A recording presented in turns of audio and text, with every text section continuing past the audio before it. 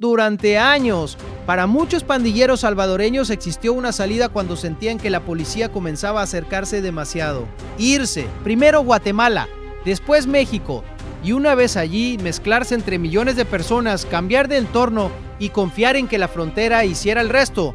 Pero un grupo de salvadoreños acaba de descubrir que esa estrategia tiene un problema enorme. Puedes abandonar El Salvador, puedes recorrer cientos de kilómetros, puedes cruzar 2 países, pero tus antecedentes pueden hacer exactamente el mismo viaje.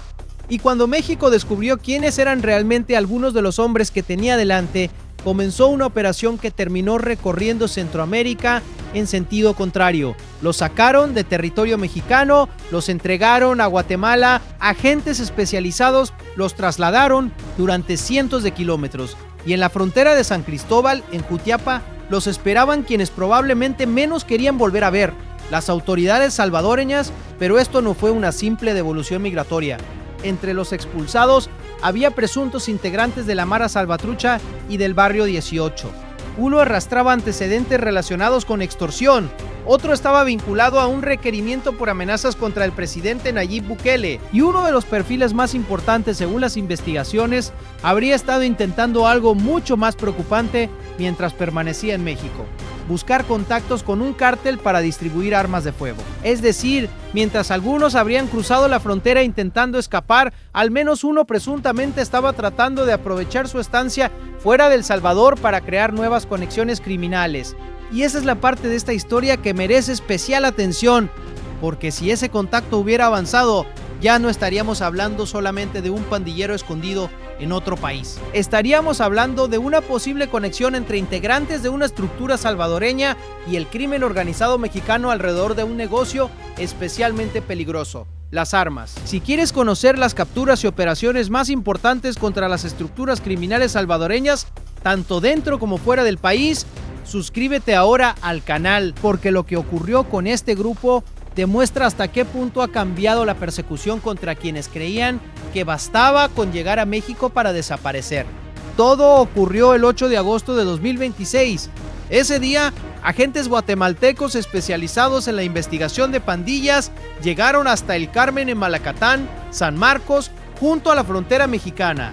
No estaban allí para realizar una captura, iban a recibir una entrega. México había localizado a un grupo de salvadoreños que se encontraba irregularmente dentro de su territorio y había decidido expulsarlos. Hasta ahí podría parecer un procedimiento migratorio más, pero cuando comenzaron a comprobarse las identidades, el caso tomó otra dimensión. Algunos de aquellos hombres estaban señalados como miembros de las principales estructuras criminales de El Salvador. Sus nombres aparecían relacionados con investigaciones.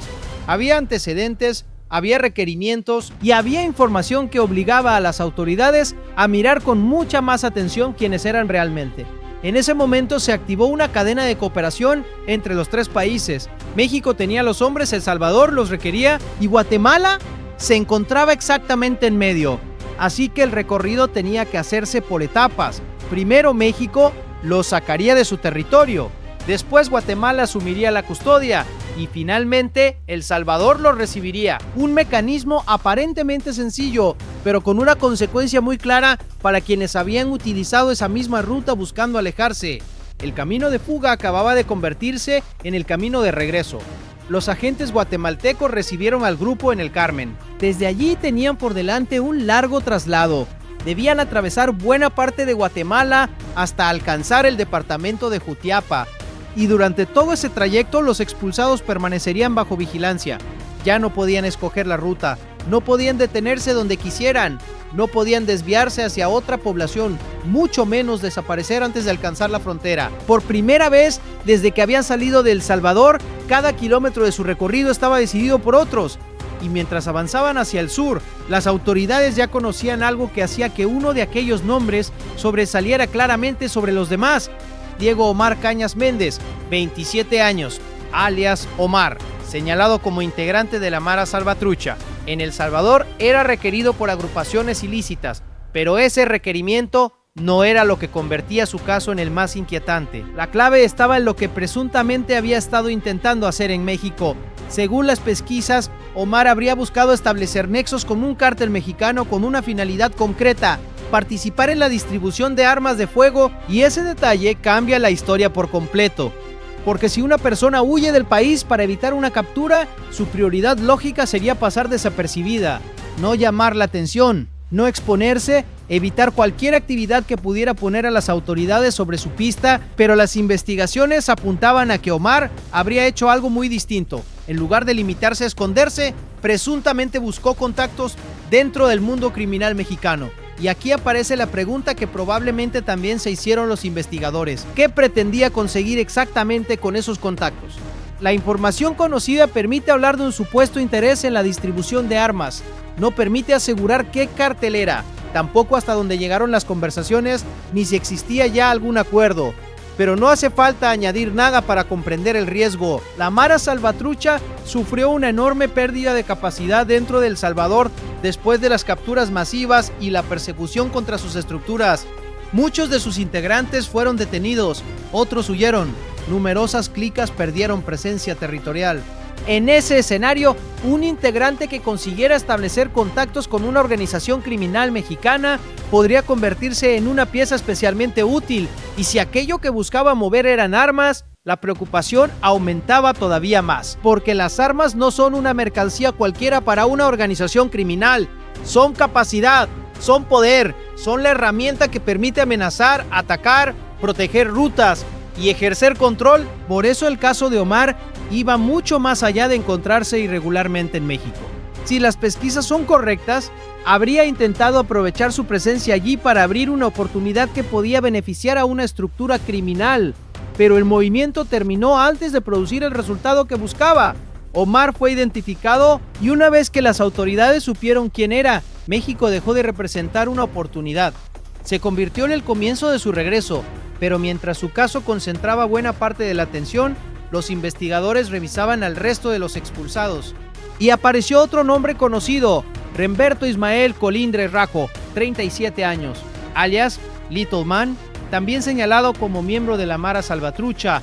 En su historial figuraba un antecedente por extorsión agravada en grado de tentativa, un delito que durante años fue uno de los pilares económicos de las pandillas salvadoreñas, porque el control territorial no se sostenía únicamente mediante asesinatos. También necesitaba dinero, y una parte de ese dinero salía directamente de los bolsillos de la gente que vivía y trabajaba en las zonas dominadas por las estructuras.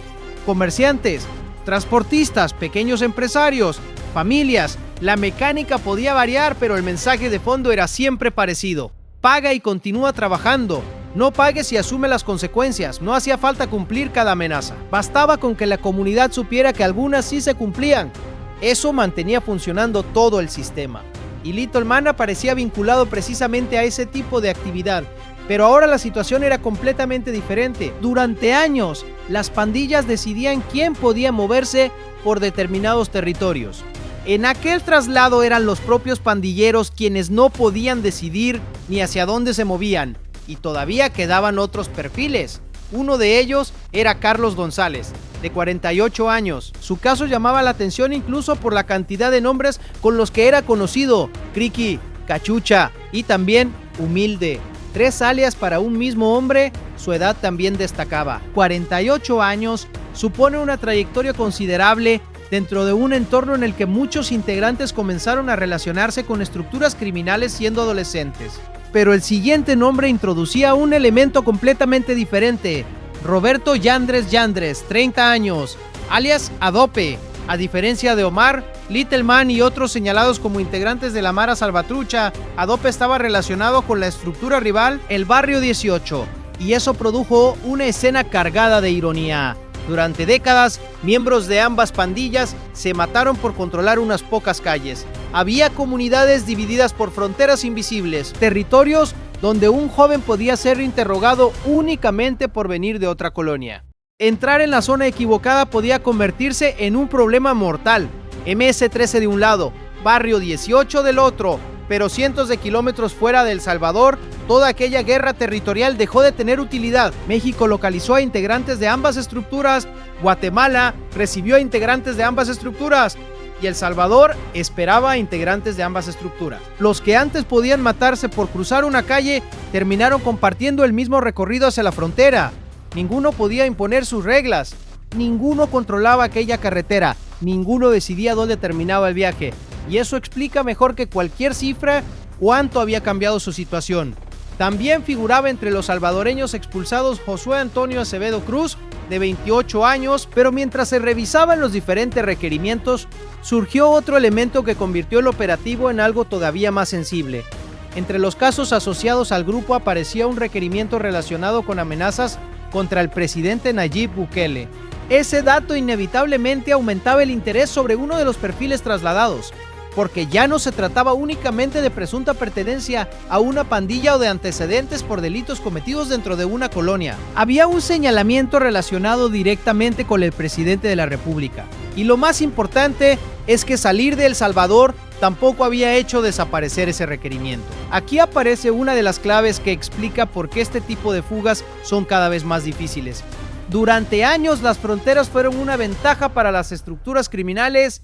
El Salvador limita directamente con Guatemala, desde Guatemala se puede entrar en México y desde México continúa la ruta hacia Estados Unidos. Para alguien que quisiera escapar de la presión policial, el camino parecía evidente: cruzar, seguir avanzando y confiar en que cada nuevo país hiciera más difícil localizarlo. El sistema funcionaba especialmente bien cuando la información no viajaba con la misma velocidad.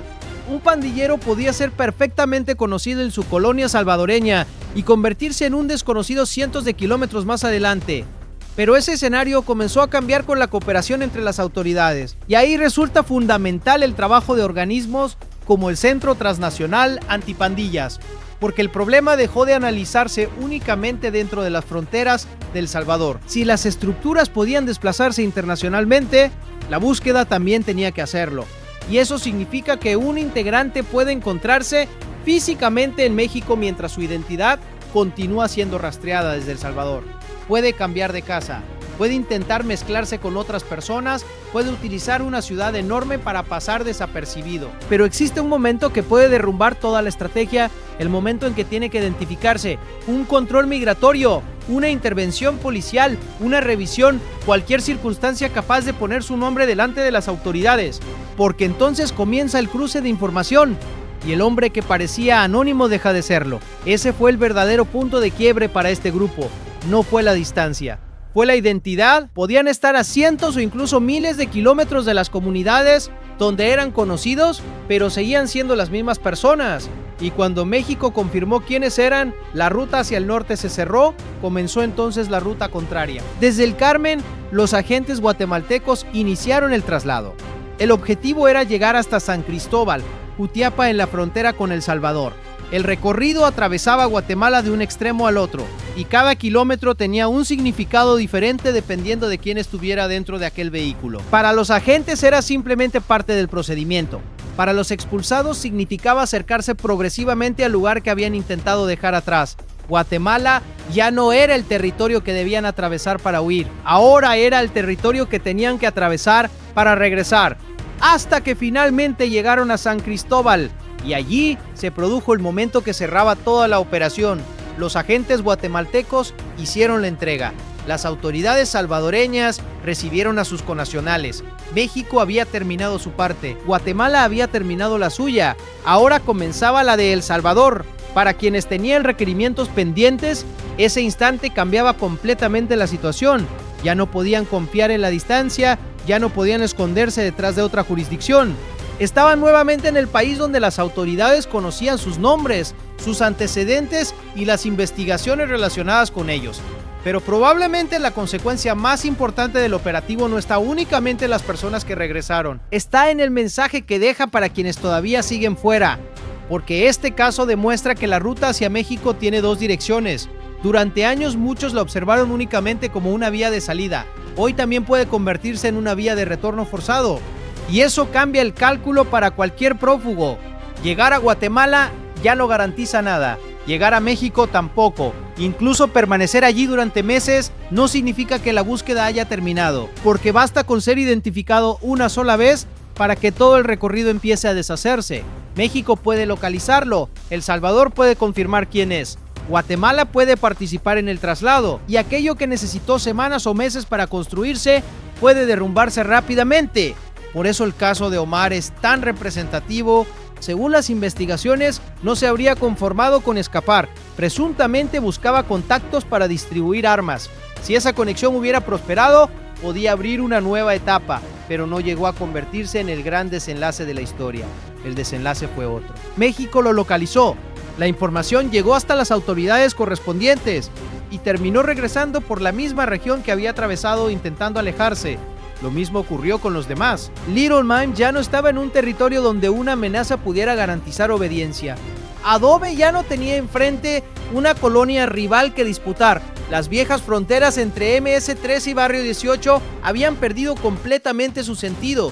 Todos estaban en la misma condición: expulsados, custodiados. Y camino a El Salvador, ahora cada caso deberá seguir su procedimiento correspondiente. Las autoridades tendrán que sostener los señalamientos con pruebas y determinar individualmente las responsabilidades que correspondan. Pero la operación ya dejó un resultado que nadie puede cambiar. Los encontraron fuera del país, los identificaron, México los expulsó, Guatemala los trasladó y El Salvador los recibió. Ese recorrido resume perfectamente la transformación que se está produciendo en la persecución contra las estructuras criminales. Antes la frontera podía romper una investigación. Ahora la investigación puede cruzar la frontera.